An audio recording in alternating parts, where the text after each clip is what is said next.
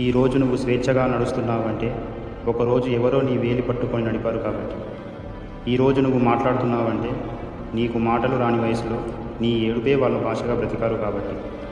కానీ అదే తల్లిదండ్రులు ఈరోజు నీకు భారం అవుతున్నారా? వాళ్ళు మాతో వద్దు, వృద్ధాశ్రమంలో బాగుంటుంది అని వదిలేయడం ఇది పరిష్కారం కాదు. వాళ్ళ బాధని బయట పెట్టడం. వృద్ధాశ్రమంలో ఉండే ప్రతి తల్లి ప్రతి తండ్రి సౌకర్యం కోసం కాదు, తమ పిల్లల ప్రేమ కోసం ఎదురు చూస్తూ ఉంటారు. ఒక కంచె, ఒక మంచం, ఒక గోడ, ఇది వాళ్లకు సరిపోదు. నా కొడుకు ఎప్పుడు వస్తాడో, నా కూతుర్ని ఒక్కసారి చూసినా చాలు అన్న ఆశతోనే రోజులు గడుపుతుంటారు.